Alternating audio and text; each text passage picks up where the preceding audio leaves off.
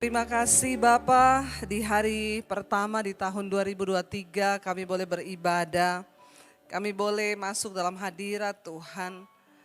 Kami percaya Engkau yang sudah menyertai kami di tahun 2022, Engkau juga Tuhan yang akan menyertai kami di tahun 2023 Tuhan. Kami percaya penyertaan kasih setia Tuhan ada atas kami dan tidak pernah berubah. Namun ajar kami untuk berubah lebih dan lebih lagi mencintai Tuhan. Lebih dan lebih lagi menempatkan Tuhan pada prioritas yang pertama di hidup kami. Berbicara bagi kami hari ini, tuntun langkah kami di hari pertama ini Bapa. Biarlah kami boleh sungguh-sungguh mengasihi Tuhan dengan hati kami. Terima kasih urapi hamba-Mu yang tidak ada apa-apanya. Urapi setiap kami. Di dalam nama Yesus yang percaya Tuhan di tengah kita, memberkati kita, katakan bersama. Amin, amin, amin. Tepuk tangan, silahkan duduk Bapak Ibu, Shalom. Puji Tuhan kita bisa melewati saudara ya tahun yang baru. Karena tidak semua orang bisa melewati tahun ini ya. Ada orang-orang yang, saya kemarin ya seperti yang saudara tahu ya, baru pulang dari Amerika pelayanan. Kemarin ada jemaat di sana ya, habis makan malam tidur. Ya, hanya tidur saja, tapi ternyata istrinya curiga kenapa dia enggak ngorok. Biasanya kalau malam tuh ngorok. Jadi ibu-ibu yang suaminya ngorok bersyukur. Karena kalau sudah tidak ngorok berarti sudah tidak ada ya. Jadi waktu istrinya lihat kenapa enggak ngorok, dibangunin ternyata sudah meninggal, lagi tidur. Ya, dan tidak dapat kesempatan untuk memasuki tahun yang baru. Nah, kalau kita masih ada sampai hari ini, saya percaya itu karena Tuhan mengasihi kita dan Dia belum selesai dengan hidup kita. Ya, karena ya belum bukan berarti juga yang sudah dipanggil Tuhan itu tidak dikasihi Tuhan, dikasihi Tuhan juga. Ya, kalau bisa mati lagi tidur itu kan enak ya. Siapa yang pengen mati lagi tidur? Nggak ada. Loh saudara, kita bisa meminta loh sama Tuhan. Saya ingat satu orang bapak, saya dikabari waktu istrinya itu yang pernah saya cerita di sini. Kalau saya ke Palu, dia yang sering hospitality kami, saya dan suami. Saya terakhir ketemu dia di Palu, saya tanya, Pak, Bapak sudah siap mati belum? Dia jawabnya gini, saya itu mati siap Bu, yang tidak siap itu setengah mati. Lalu saya kaget ketika istrinya dan dia mau ke Jakarta, mau liburan sama anak-anaknya di Bandung. Tiba-tiba sudah landing pesawat, istrinya lagi nunggu bagasi, istrinya bilang sama suaminya, saya ke toilet dulu, kamu liatin tas kita ya, kalau lewat ambil. Suaminya bilang iya, istrinya keluar dari toilet, nyari suaminya kok nggak ada, tapi kok orang berkerumun di situ. Langsung deg-degan dia lari, suaminya udah jatuh, meninggal di situ. Tapi saya bilang sama istrinya, waduh berarti waktu saya tanya dulu sama bapak, ya jawabannya benar loh Bu, dia bilang saya siap mati Bu, yang gak siap itu setengah mati.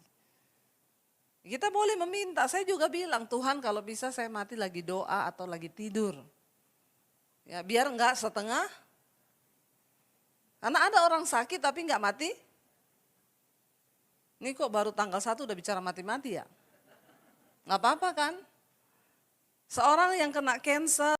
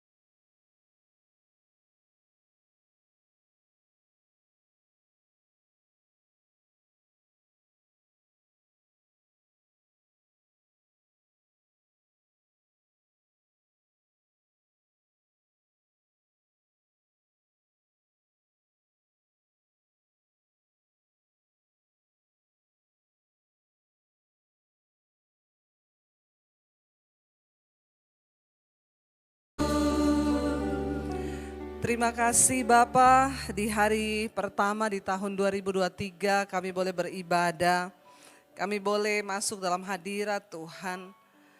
Kami percaya Engkau yang sudah menyertai kami di tahun 2022, Engkau juga Tuhan yang akan menyertai kami di tahun 2023 Tuhan. Kami percaya penyertaan kasih setia Tuhan ada atas kami dan tidak pernah berubah.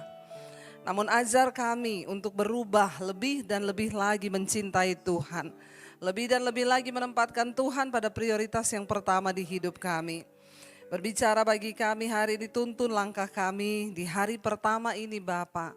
Biarlah kami boleh sungguh-sungguh mengasihi Tuhan dengan hati kami. Terima kasih urapi hamba-Mu yang tidak ada apa-apanya. Urapi setiap kami. Di dalam nama Yesus yang percaya Tuhan di tengah kita, memberkati kita, katakan bersama. Amin, amin, amin. Tepuk tangan, silahkan duduk Bapak Ibu, Shalom. Puji Tuhan kita bisa melewati saudara ya tahun yang baru. Karena tidak semua orang bisa melewati tahun ini ya. Ada orang-orang yang, saya kemarin ya seperti yang saudara tahu ya, baru pulang dari Amerika pelayanan. Kemarin ada jemaat di sana ya, habis makan malam tidur. Ya, hanya tidur saja, tapi ternyata istrinya curiga kenapa dia enggak ngorok. Biasanya kalau malam tuh ngorok. Jadi ibu-ibu yang suaminya ngorok bersyukur. Karena kalau sudah tidak ngorok berarti sudah tidak ada ya. Jadi waktu istrinya lihat kenapa enggak ngorok, dibangunin ternyata sudah meninggal, lagi tidur. Ya, dan tidak dapat kesempatan untuk memasuki tahun yang baru. Nah kalau kita masih ada sampai hari ini, saya percaya itu karena Tuhan mengasihi kita dan Dia belum selesai dengan hidup kita. Ya, karena ya belum bukan berarti juga yang sudah dipanggil Tuhan itu tidak dikasihi Tuhan, dikasihi Tuhan juga. Ya, kalau bisa mati lagi tidur itu kan enak ya. Siapa yang pengen mati lagi tidur? Nggak ada. Loh saudara, kita bisa meminta loh sama Tuhan. Saya ingat satu orang bapak, saya dikabari waktu istrinya itu yang pernah saya cerita di sini. Kalau saya ke Palu, dia yang sering hospitality kami, saya dan suami. Saya terakhir ketemu dia di Palu, saya tanya, Pak, Bapak sudah siap mati belum? Dia jawabnya gini, saya itu mati siap Bu, yang tidak siap itu setengah mati. Lalu saya kaget ketika istrinya dan dia mau ke Jakarta, mau liburan sama anak-anaknya di Bandung. Tiba-tiba sudah landing pesawat, istrinya lagi nunggu bagasi, istrinya bilang sama suaminya, saya ke toilet dulu, kamu liatin tas kita ya, kalau lewat ambil. Suaminya bilang iya, istrinya keluar dari toilet, nyari suaminya kok nggak ada, tapi kok orang berkerumun di situ. Langsung deg-degan dia lari, suaminya udah jatuh, meninggal di situ. Tapi saya bilang sama istrinya, waduh berarti waktu saya tanya dulu sama Bapak, ya jawabannya benar loh Bu. Dia bilang saya siap mati Bu, yang gak siap itu setengah mati. Kita boleh meminta, saya juga bilang Tuhan kalau bisa saya mati lagi doa atau lagi tidur. Ya biar enggak setengah, karena ada orang sakit tapi enggak mati. Ini kok baru tanggal 1 udah bicara mati-mati ya? Nggak apa-apa kan? Seorang yang kena cancer stadium 4 telepon saya. Sambil nangis, Bu Debbie doakan saya, kenapa saya divonis dokter umur saya tinggal 6 bulan. Saya kena cancer stadium akhir. Terus dia bilang, berarti saya sekarang harus mempersiapkan kematian ya Bu. Terus saya bilang sama dia, kamu setelah divonis dokter tinggal 6 bulan baru mau mempersiapkan kematian. Jangankan kamu, saya tiap hari mempersiapkan kematian. Bukan orang yang divonis dokter tinggal umur 6 bulan yang mempersiapkan diri untuk kematian. Saya bilang orang sehat belum tentu lebih dulu mati siapa, kamu divonis 6 bulan. Ada orang gak sakit, gak divonis apa-apa. Lagi tidur tiba-tiba dipanggil Tuhan. Jadi hidup ini kita gak bisa sombong. Saya bilang, ya kamu divonis dokter tinggal 6 bulan terus sekarang siap-siap mati. Loh jangankan kamu. Saya aja yang gak divonis dokter sekarang siap-siap mati. Bapak Ibu siap mati gak? Ya, harus siap-siap, nggak tahu matinya kapan, tapi kita harus siap. Lebih baik siap daripada tidak siap, ya. Mari kita masuki tahun yang baru dengan pemikiran yang baru pula. Nah, hari ini tema firman Tuhan adalah hidup berfokus kepada Yesus. Saudara, yang namanya berfokus itu ya harus fokus. Kayak saya pagi ini tidak fokus. Kenapa tidak fokus? Karena ya saya tuh sejak pulang dari Amerika tuh tidur jet lag, saudara. Tadi pagi ini saya tidur jam 4 pagi. Cuma 2,5 jam saya tidur. Sudah minum obat untuk tidur, saya nggak pernah minum obat tidur kan. Awal-awalnya pulang minum, kita sampai di sana minum obat tidur. Supaya siang kita bangun malam bisa tidur. Karena kan waktu datang di sana juga jet lag kan. Jadi saya dikasih obat tidur, akhirnya udah terbiasa. Begitu pulang ke sini lumayan kan 5 minggu, saudara. Pulang ke sini terbalik lagi. Jadi saya minum obat tidur. Nah, tadi malam itu nggak ngefek apa-apa obat tidurnya. Nggak ngantuk-ngantuk, saya tunggu-tunggu kapan ngantuknya. Saya udah terapi napas, tidak ngantuk juga, ya. Sama sama suami, malah lapar tengah malam. Jadi pagi-pagi mungkin nggak fokus, saya keluar rumah, saya bilang suami, cepet-cepet udah mau telat loh, ayo di mana jadwal kamu yang pertama? Robinson jam 9. Jadi saya tadi ke Robinson. Karena tidak fokus. Ya, sampai di sana, Pak jadwal saya, ibu kan ibu hari ini yang khotbah di sini, ibu nanti jam 11 siang di sini. Terus saya di mana? Di mana ya? Kayaknya Gading Serpong. Saya udah mau menuju ke Gading Serpong. Saya WA penjadwalannya, Bu, Ibu, karena memang ada beberapa perubahan. Harusnya hari ini saya khotbah 5 kali. Tapi kemarin saya minta untuk di cancel yang 2. Saya minta 3 aja karena ya nanti saya udah di atas jam 3 itu ngantuk sekali, saudara. Itu nggak bisa dibendung lagi. Ya, jadi fokus itu penting, ya. Kalau nggak fokus salah jalan. Ya, kita juga jadi orang Kristen harus fokus karena kalau enggak ya nyaman-nyaman terus kita nggak tahu apa yang terjadi dengan zaman ini. Nah, hari ini tema firman Tuhan adalah hidup yang berfokus kepada Kristus. Kita ini selama ini ikut Tuhan, fokusnya kemana, saudara? Berkat? Atau kepada hidup kita atau kepada Yesus? Ya, kalau ditanya memang semua jawabnya Yesus. Padahal kalau doa mintanya apa? Ya, berkat. Ya, biarlah kita bilang Tuhan, tahun ini saya bilang, ya, pesan saya untuk memasuki tahun yang baru tadi malam saya sampaikan di mesbah doa. Jangan sesali yang belum Anda raih di tahun kemarin, tapi syukuri apa yang sudah Tuhan beri. Terus untuk memasuki tahun ini jangan datang kepada Tuhan dengan lembaran proposal yang kita sudah tulis, Tuhan, nih ya proposal saya ya, 1 tahun ini pengen punya rumah, 2 tahun ini ya punya deposit, tahun ini pengen ini, lalu kita bawa sama Tuhan, suruh Tuhan tanda tangan. Tahun ini kita masuki bawa kertas kosong sama Tuhan, amin. Suruh Tuhan yang tulis, apa kehendakmu bagiku di tahun ini, Tuhan tolong tulis, saya yang tanda tangan, bilang amin. Sudah cukup ya, kita ini memaksakan diri kita dengan fokus terus kepada diri kita dan diri kita. Tapi mari kita mulai fokus kepada Tuhan. Ikut Yesus, aku mau 2023 Tuhan tulis semua rencanamu atas hidupku dan saya yang akan tanda tangan. Dan untuk bisa menggenapi semua rencana Tuhan, saya mau bilang bukan cuma yang enak. Ikut Yesus itu enggak enak. Dan ketika kita mau menggenapi rencananya, tapi itulah kebahagiaan di hidup kita. Amin, saudara. Ya, tidak ada yang mengerti apa yang mau Tuhan buat.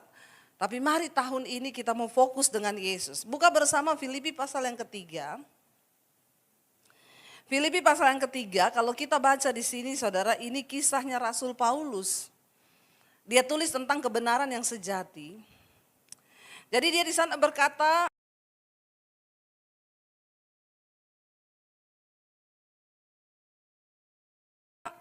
ya, akhirnya saudara-saudaraku dari awal yang dari ayat yang 1, Bersukacitalah dalam Tuhan. Menuliskan hal ini lagi kepadamu tidaklah berat bagiku dan memberi kepastian kepadamu. Bersukacitalah dalam Tuhan. Hati-hatilah terhadap anjing-anjing, hati-hatilah terhadap pekerja-pekerja yang jahat, hati-hatilah terhadap penyunat-penyunat palsu. Ya, karena kitalah orang-orang bersunat yang beribadah oleh Roh Allah yang bermegah dalam Kristus Yesus dan tidak menaruh percaya pada hal-hal lahiriah. Pada waktu itu banyak pengajaran-pengajaran palsu yang muncul ya dan mengajarkan hal-hal yang ya secara lahiriah yang kelihatannya ya ini Rasul Paulus sedang menulis tentang orang-orang Farisi di mana mereka berpikir karena mereka melakukan kegiatan secara lahiriah dan mereka sudah berkenan kepada Allah. Rasul Paulus berkata begini ayat 4, sekalipun aku juga ada alasan untuk menaruh percaya pada hal-hal lahiriah.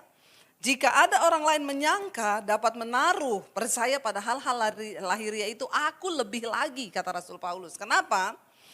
Alasannya dikatakan di sana, ya. Dia bilang di sana apa? Aku lebih lagi. Ayat yang kelima, ya. Disunat pada hari yang ke-8. Ini aturan dari Yahudi. Dari bangsa Israel, ya. Kurang apa Rasul Paulus ini? Dia disunat pada hari yang ke-8.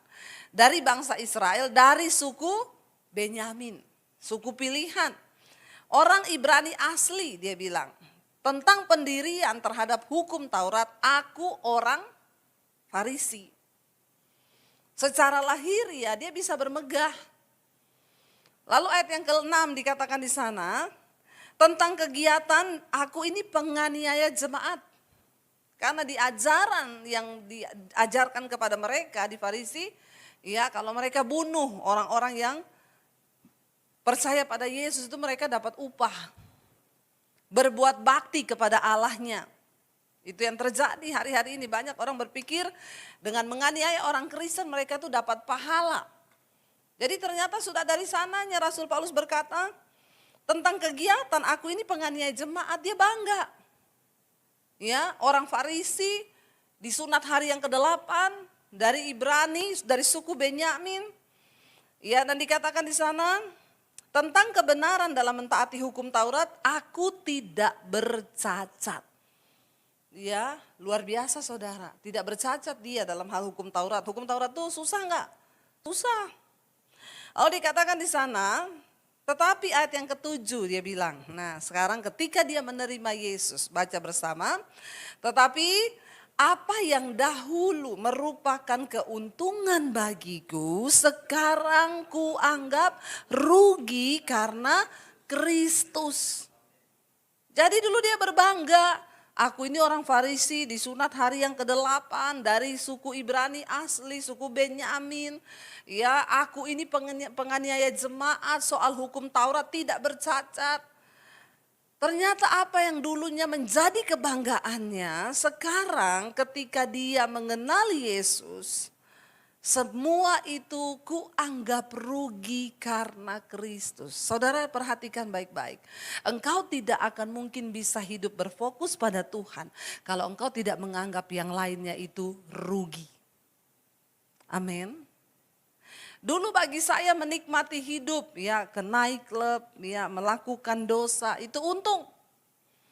Bagi saya dulu melakukan hal-hal kedagingan itu untung. Tapi ketika saya mengenal Kristus dan kebenarannya, apa yang dulu merupakan keuntungan bagiku, sekarang ku anggap rugi. Dulu saya kalau keluar malam bisa pulang jam 2, tapi waktu saya mengenal Yesus, satu hari 6-7 jam saya baca Alkitab. Kalau engkau tidak menganggap rugi dosamu, kalau engkau tidak menganggap rugi hal-hal yang menjadi kebanggaanmu, maka engkau tidak mungkin bisa hidup berfokus kepada Yesus. Mari kita mulai menganggap rugi. Ya, yang dulu tahun lalu merokok, anggap sekarang merokok itu rugi, katakan. Amin. Ya, segala hal yang berbau dosa kita anggap kerugian. Ya, supaya kita bisa berkenan kepada Tuhan. Dulu waktu-waktu kita habiskan untuk hal-hal yang lain. Mari kita mulai anggap itu kerugian. Mulai fokus kepada Yesus. Saya tuh kemarin dapat telepon dari seorang ibu, Bu Debi.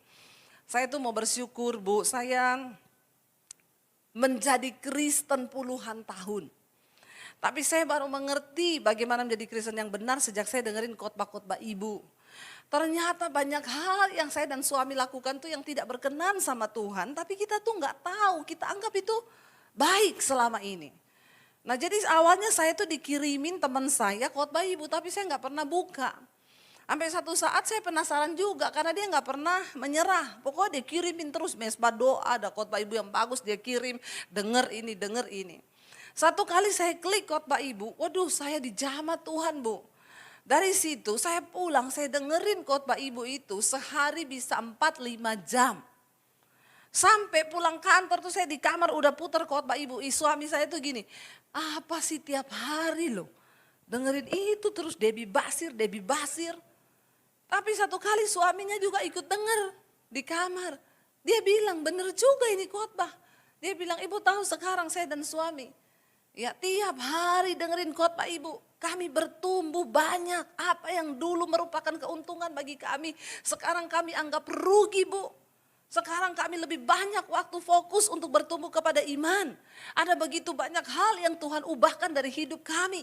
Dulu kalau ada masalah kami salahkan Tuhan, kami saling menyalahkan suami istri, kami ribut. Tapi sekarang Bu, kalau ada masalah kami bersyukur kepada Tuhan. Dan kami percaya Tuhan, kami percaya setelah melewati masalah ini Tuhan akan bawa kami naik ke level yang berikutnya. Saudara, waktu engkau mulai berfokus kepada firman, maka Tuhan akan mulai membukakan. Saya ketemu dengan banyak orang, mereka bersaksi bagaimana iman mereka bertumbuh. Bagaimana mereka mengalami pengalaman pribadi dengan Tuhan. Yes, mari kita miliki itu biar kita masuki tahun baru ini dengan hidup yang berfokus pada firman Tuhan. Ya sudah cukup lama saudara, kita membuang waktu percuma. Dan Rasul Paulus berkata, ya apa yang dulu merupakan keuntungan bagiku, kuanggap rugi karena pengenalan akan Kristus Yesus Tuhanku. Itu lebih mulia daripada semuanya. Oleh karena dialah, aku telah melepaskan semuanya itu dan menganggapnya sampah supaya aku memperoleh Kristus. Kalau engkau tidak menganggap itu semua sampah, apa yang menjadi kebanggaan kita? Buang itu semua, sampah itu. Mari kita mengejar apa yang berkenan kepada Tuhan. Kalau kita tidak menganggap itu rugi dan itu sampah, engkau tidak akan memperoleh Kristus. Ayo kita peroleh Kristus, karena banyak orang Kristen tidak memperoleh Kristus saudara dalam hidupnya. Cuma jadi Kristen putar-putar di padang gurun, gak pernah melihat janji Tuhan digenapi. Kenapa? Karena ada begitu banyak hal yang tidak mau dibaharui dalam hati mereka. Tahun ini buang kepahitan, buang kekecewaan. Kalaupun kita ditegur keras, terima itu sebagai satu didikan bagi kita. Supaya iman kita semakin bangkit, supaya iman kita semakin teguh di dalam Dia. Ya terima semua itu, jangan lagi kepahitan, tersinggung. Udah saudara, buang itu jauh-jauh supaya kita bertumbuh dan memperoleh Kristus. Kalau tahun lalu kita banyak tersinggung, diomongin dikit luka, diomongin dikit marah. Maka tahun ini gesekan pasti ada, tapi setelah itu sudahlah biasa aja. Gak usah kepahitan, gak usah marah. Ayo kita mulai berfokus kepada Kristus supaya kita memperoleh Kristus. Jangan sampai tahun ini engkau tidak memperoleh Kristus. Sudah cukup tahun-tahun yang lalu kita lewati mungkin dengan tidak memperoleh Kristus. Tapi tahun ini kita mau katakan aku mau memperoleh Kristus. Karena kalau Tuhan yang kita peroleh itu luar biasa. Saudara, Dia Tuhan yang ajaib. Ya, kita harus memperoleh Kristus. Tapi bagaimana caranya? Lepaskan semua yang dulu merupakan keuntungan dan anggap itu sampah supaya aku memperoleh Kristus. Ayat yang ke-9 dikatakan di sana. Apa yang Rasul Paulus katakan untuk kita bisa hidup berfokus pada Kristus. Dan berada dalam Dia bukan dengan apa? Kebenaranku sendiri karena mentaati hukum Taurat. Melainkan dengan kebenaran karena kepercayaan kepada Kristus, yaitu kebenaran yang Allah anugerahkan berdasarkan kepercayaan. Saudara, banyak kebenaran-kebenaran kita sendiri yang kita hidupi. Makanya Rasul Paulus berkata, aku mau berada dalam Yesus bukan dengan kebenaranku, tapi dengan kebenarannya Kristus. Masih banyak orang jadi Kristen tapi tinggal dalam kebenarannya sendiri dan bukan kebenaran firman. Contoh ya, ketika ada orang tua berantem sama anak.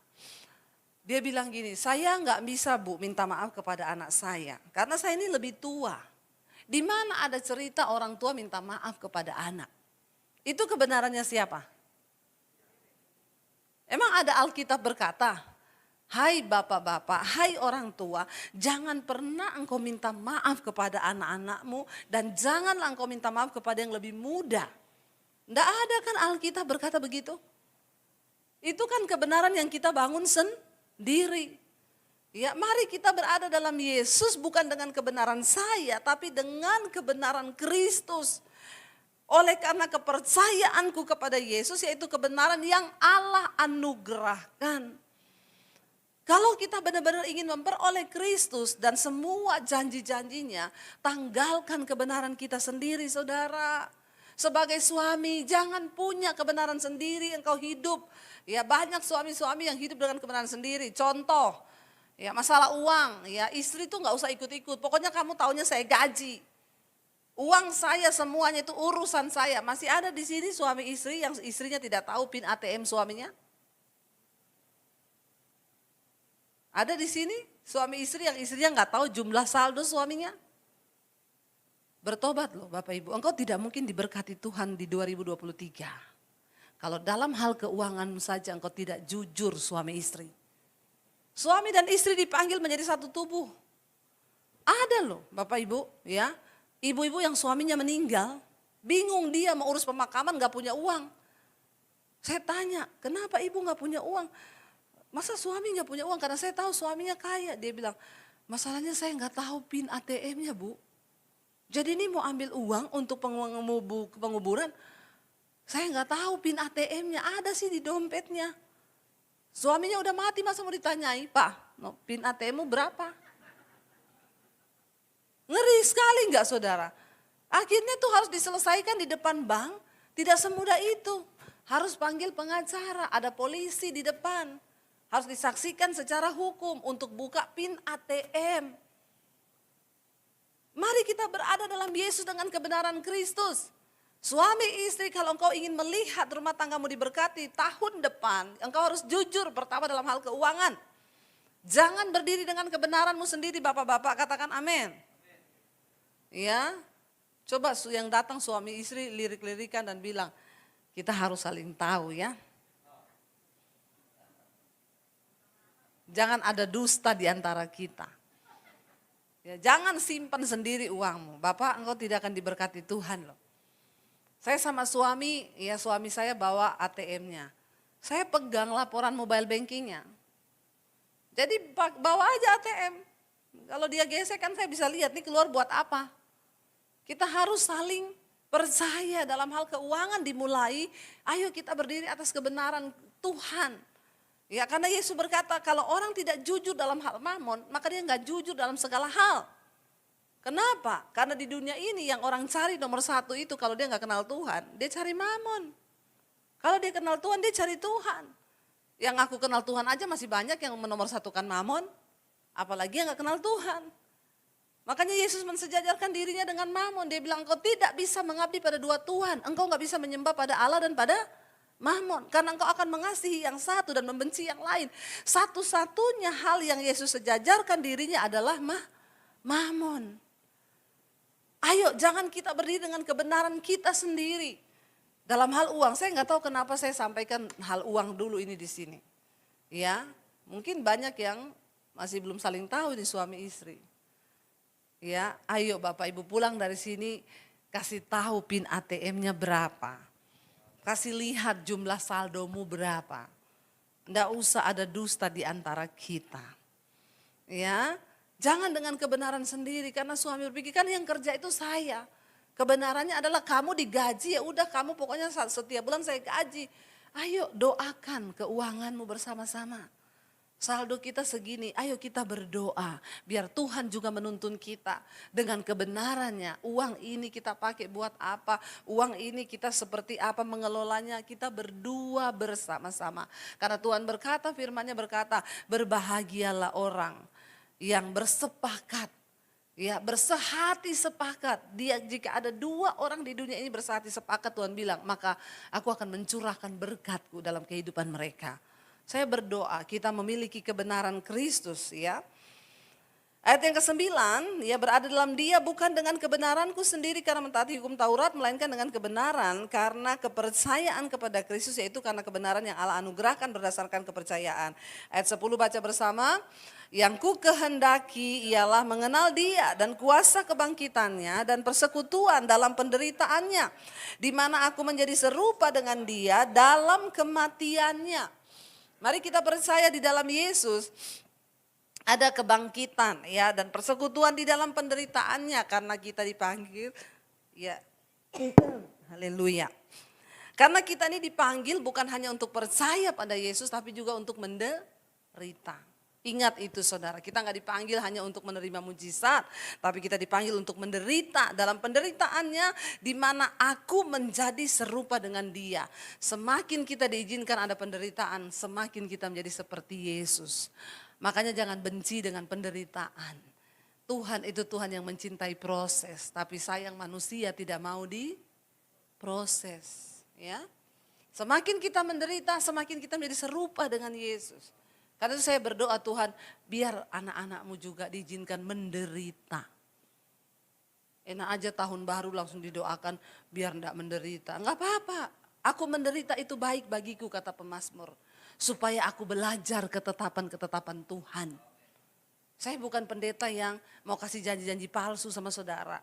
Saudara ikut Yesus itu pasti menderita. Makanya Rasul Paulus berkata, yang aku kehendaki mengenal Yesus. Bukan cuma mengenal Dia, mengenal kuasa kebangkitannya dan juga masuk dalam persekutuan di dalam penderitaannya. Ini satu paket. Waktu kita mengenal Yesus, apa yang kita pelajari dari Yesus? Kita mengenal Dia, kuasa kebangkitannya dan juga persekutuan dalam penderitaan. Ini satu paket, ikut Yesus gak mungkin gak menderita. Justru kalau saudara gak menderita itu jadi pertanyaan bagi saya. Karena orang yang sungguh-sungguh ikut Yesus pasti akan menderita. Kenapa menderita? Dijahati gak boleh balas, menderita gak? Yes. Difitnah gak boleh balas. Itu menderita saudara. Ya. Orang utang gak boleh nagih. Amin. Ada yang masih nagih-nagih utang di sini? Capcay deh. Makanya kalau orang berutang, jangan dikasih. Artinya kasih aja sesuai kemampuanmu. Supaya engkau tidak menagih. Supaya enggak sakit hati. Ya, jadi mari kita jangan menderita karena hal-hal yang begitu. Banyak yang datang sama saya kecewa Bu sama dia. Keluarga saya utang tapi enggak bayar. Utangnya berapa? 100 juta. Ibu kasih semua 100 juta, iya itu salahnya ibu. Orang pinjam 100 juta. Engkau enggak rela kalau enggak dibalikin 100 juta, jangan kau kasih 100 juta. Kasih aja 10 juta tapi rela. Amin. Karena orang utang itu lebih cenderung dia bayar atau tidak. Lebih cenderung tidak kan? Jadi lebih baik relakan, jangan dikasih 100 juta, kasih aja 10 nih tapi kamu enggak usah utang. Ini tak kasih, ambil aja enggak usah ganti. Supaya kita enggak banyak menderita karena hal-hal yang bukan karena Yesus. Mari saudara, tahun depan kita lebih bijaksana ya. Kita lebih punya kebenaran-kebenaran yang kita hidupi supaya hidup ini enggak menderita. Sebenarnya Alkitab sudah mengatur semua itu supaya hidup kita ini tidak menderita. Lalu ayat yang berikutnya dikatakan, ayat yang ke-11. Supaya aku akhirnya beroleh kebangkitan dari antara orang mati. Kalau kita bersekutu dalam penderitaannya, maka kita akan mengalami kebangkitan dari antara orang mati. Hanya orang-orang yang sudah mengalami penderitaan bersama Yesus, mereka akan dibangkitkan. Ayat 12 berkata, bukan seolah-olah aku telah memperoleh hal ini atau telah sempurna, melainkan apa? Aku mengejarnya, ini yang namanya fokus. Rasul Paulus bilang, aku juga belum sempurna dalam pengenalanku kepada Yesus. Tetapi ini yang aku lakukan, ya bukan aku ini sudah memperoleh semuanya atau sudah sempurna. Melainkan dikatakan aku mengejarnya. Kalau aku dapat juga menangkapnya karena aku pun telah ditangkap oleh Kristus Yesus. Kejar pengenalan yang benar akan Tuhan. Tahun ini mari kita memulai hari ini dengan berkata, Tuhan aku akan mengejar Kristus itu dalam hidupku. Aku ingin mengejar pengenalan akan Yesus dalam hidupku karena aku sudah ditangkap oleh Kristus. Lalu ayat yang ke-13, ini ayat tema kita hari ini. Baca bersama. Saudara-saudara, aku sendiri tidak menganggap bahwa aku telah menangkapnya. Tetapi ini yang aku lakukan. Aku melupakan apa yang telah di belakangku dan mengarahkan diri kepada apa yang di hadapanku. Tinggalkan tahun 2022 dengan segala kenangan. Tapi Bu, keluarga saya masih punya utang sama saya. Lupakan. Bilang amin. Kalau Anda mau bahagia hidupmu, sudah tinggalkan saja semua kenangan di 2022. Termasuk kenangan akan orang yang utang kepada saudara. Memulai sesuatu dengan yang baru. Ambil hikmahnya, jangan kasih pinjam orang uang kalau hatimu tidak rela. Lupakan semua yang ada di belakang. Mungkin saudara pernah jatuh dalam dosa, Tuhan aku mau lupakan. Sekarang aku mau mengarahkan diriku. Aku melupakan yang di belakang dan mengarahkan diri pada apa yang dihadapan 2023 di depan kita. Mari kita arahkan diri untuk hidup yang baru, katakan amin. Ya, lupakan yang di belakang. Yang punya selingkuhan di tahun 2022, enggak usah angkat tangan di sini. Ya, tinggalkan. Maaf, ya saya mau mengarahkan diri kepada Kristus. Saya mau tinggalkan dosa. Yang merokok, yang melakukan hal-hal yang tidak berkenan sama Tuhan. Mungkin yang homo, yang lesbi. Ayo melangkah, tinggalkan dosa-dosa kita di tahun lalu. Dan katakan aku mau fokus ke depan, mengejar perkenanan Tuhan. Ya, tinggalkan semua keinginan-keinginan dunia dan kita arahkan diri kita. Saya berkata, Tuhan 2023 aku ingin melakukan apa yang menjadi kehendak-Mu bagi hidupku. Karena saya tahu waktu ini sedang dipersingkat. Kita tidak punya lagi banyak waktu. Aku hanya mau hidup bagi kehendak Tuhan saja. Sudah enggak punya mimpi. Ya, sudah mengalir aja bersama Tuhan.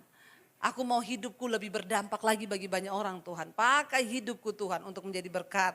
Lalu kemudian dikatakan di sana ayat yang ke-14 kita baca bersama. Dan apa?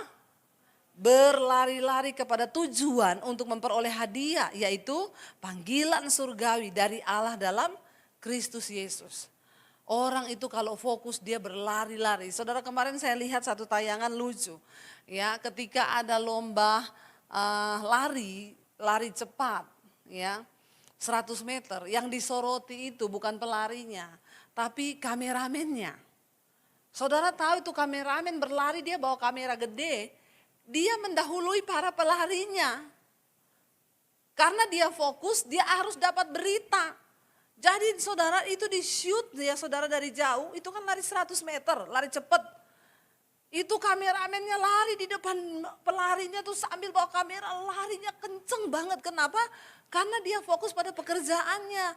Sampai semua ngomong harusnya yang dapat medali emas itu kameramennya loh. Dia lebih dari pemenang, kenapa? Dia lari sambil bawa kamera gede, mendahului para pelari karena dia harus ambil video. Wah itu luar biasa, itu dikatakan berlari kepada tujuan. Dia punya tujuan. Tujuannya apa? Aku harus dapat video dari jarak dekat dan aku harus mendahului pelari itu. Kayaknya setelah itu dia langsung dicalonkan jadi pelari cepat juga deh ya. Kalau saya pikir-pikir ditemukan bakat baru. Jangan jadi kameramen lagi kamu, jadi pelari cepat aja. Wih itu saya lihat lebih hebat dia loh bawa kamera gede. Pelari kan cuma lari tok begitu. Wah itu dari awal start dia lari. Yang namanya berlari pada tujuan untuk memperoleh hadiah itu begitu. Fokus kepada apa yang di depanmu. Hadiahnya apa? Hidup yang kekal. Panggilan surgawi. Ya di dalam Allah yaitu Yesus Kristus Tuhan. Mari saudara kita semua akan mengakhiri hidup. Gak tahu kapan. Ya saya itu bersyukur kemarin saya pelayanan di Amerika itu saudara bayangkan saya lihat ya. Di peta itu. Kita itu menjelajah separuh bumi loh. Ya saya lihat jarak penerbangannya itu saudara. Di Amerika kami stay-nya di Philadelphia. Tapi dari situ saya pelayanan ke beberapa state. Ke Atlanta. Ke Colorado itu penerbangannya hampir 6 jam. Ya. Dan aduh saya baru kali itu namanya kena badai salju saudara. Ternyata badai salju itu hebat sekali. Ya, kita di Indonesia berpikir salju itu enak, tapi orang di sana itu kalau sudah salju itu tersiksa, mobil ketutup, semua ketutup. Kami dari Colorado ke Aspen itu waktu pergi 2,5 jam. Udah nyampe, pas pulang 10,5 jam di jalan karena kena badai salju. Saudara, saya baru kali itu lihat di samping saya itu salju sudah 1 meter lebih tingginya. Ya, lalu mobil itu kacanya nggak bisa dibersihin karena sudah beku semua. Di tengah salju yang turun begitu deras, angin yang kencang dingin tuh harus turun orangnya bersihin kaca depan, ya bersihin wipernya itu supaya bisa muter. Baru jalan 5 menit udah beku lagi, nggak bisa lagi diginiin. Saya tuh bertanya, saya bilang sama suami saya ini mobil kalau habis bensin dan di sana itu nggak kayak di sini, setiap 10 kilo ada rest area. Lah di sana itu kan pegunungan, yang ada tuh kita turun ada beruang es. Saya bilang sama suami ini orang kalau habis bensin dalam mobil, ya apa yang terjadi ya di tengah badai begini. 10,5 jam kita nggak bisa turun. Ada toilet pemberhentian berhenti, bensinnya tutup, toiletnya juga nggak ada. Waduh, saya tuh baru saya doa bahasa roh saudara, Tuhan tolong Tuhan. Lagi di perjalanan badai salju begitu dapat kabar WA semua penerbangan cancel. Tiket saya besok harus terbang ke Philadelphia, ada jadwal pelayanan 24, 25 Natal dan 26 kami harus balik ke Indonesia. Kalau saya nggak jadi terbang hari itu 4.000 penerbangan di Amerika cancel. Saya berdoa, tiba-tiba saljunya berhenti, badainya berhenti, kita bisa turun. Lalu dia bilang doa ya Bu supaya tidak jadi black ice jalannya. Kalau black ice itu mobil nggak bisa jalan, melorot, meluncur terus nggak bisa ngerem. Saya berdoa, habis itu pas kita lepas dari area pegunungan itu, jalannya ditutup, semua diblok. Jadi yang turun gak bisa turun, yang naik gak bisa naik. Saya baca berita besoknya 36 orang tewas di tengah badai salju. Terkurung saudara di dalam es. Waduh, saya bilang Tuhan terima kasih. Kami akhirnya mau pulang gak ada penerbangan. Saya bilang tolong cari tiket yang paling cepat Pak. Yang langsung aja ke Philadelphia. Ada Bu, ini tiketnya satu orang 7,5 juta. Kita berlima. Ya mau bagaimana daripada kita nggak bisa pulang juga ke Indonesia. Beli aja beli. Akhirnya besok kami ke bandara. Penerbangan di situ jadwalnya kan penuh. Saya lihat satu-satu, ting cancel badai. Penerbangan ke Philadelphia cuma ada 2 pesawat. Pesawat kami 1 dan 1 lagi pesawat. Yang ke Philadelphia di atas 1 pesawatnya itu ting cancel. Penumpangnya semua di sekeliling kita, ya gimana nih cancel semua gak jadi terbang. Saya berdoa Tuhan tolong penerbangan kita jangan cancel Tuhan. Saya gak bisa pulang ke Indonesia nih, I love Indonesia. Ya aduh dingin di sana itu, waduh gak tahan saudara, apalagi gak ada nasi padang. Saya lihat penerbangan kami, ting, delay, mundur 1 jam. Dalam nama Tuhan Yesus, delay tok. Begitu udah mau 1 jam siap-siap mau naik pesawat, ting, delay lagi 1 jam. Tuhan tolong Tuhan jangan sampai cancel. Doa, habis 1 jam ting dipersilakan naik ke pesawat. Aduh saudara itu pesawat full dari depan sampai belakang karena semua orang beralih ke situ kan saudara. Kami terbang waktu memang Amerika lagi badainya luar biasa. Ya udah berserah aja kan, mati hidup di tangan Tuhan toh. Begitu besoknya saya baca berita Hawaii Airlines itu 25 orang kepalanya ada yang pecah kena turbulence di atas pesawat terlempar-lempar. Pramugarinya pecah kepalanya sampai pesawatnya itu jatuh semua saudara ininya. Tapi puji Tuhan mereka selamat. Saya bilang Tuhan ya terima kasih semua karena pemeliharaan Tuhan. Makanya hari-hari ini ayo kita fokus pada Tuhan. Mungkin ada badai tapi tetap percaya. Ya, dikatakan di sana ayo kita berlari-lari pada tujuan untuk apa? Memperoleh hadiah saudara. Ada hadiah yang Tuhan siapkan bagi saudara dan saya, yaitu hidup yang kekal. Yang lebih dari segala-galanya. Saya undang para imam musik maju ke depan, kita bangkit berdiri bersama. Ya percaya, bilang Tuhan kami mau mengarahkan mata kami kepada Engkau. Biarlah Tuhan Engkau yang pegang tangan kami mau terus memandang kepada Yesus. Kami mau terus mengarahkan hidup kami, sekalipun dalam penderitaan mungkin. Kita angkat pujian, Yesus pegang erat tanganku. Kami tidak bisa hidup tanpa anugerah-Mu dalam hidup kami. Datang pada Tuhan, katakan kami butuh Engkau Yesus. Angkat tanganmu hari ini di hadapan Tuhan saudara. Katakan pujian ini bersama. Yesus pegang erat tanganku, ku tak dapat hidup di luar kasih-Mu. Bapa, jangan tinggalkan aku, Engkau alasan selama ku hidup. Lebih lagi katakan pada Tuhan. Yesus pegang erat tanganku, ku tak dapat hidup di luar kasih-Mu. Bapa, jangan tinggalkan aku, Engkau alasan selama ku hidup. Lebih lagi saudara, katakan Yesus pegang erat tanganku, ku tak dapat hidup di luar kasih-Mu. Bapa, jangan tinggalkan aku, Engkau alasan selama ku hidup. Biar musik saja, mari kita tutup mata dalam hadirat Tuhan.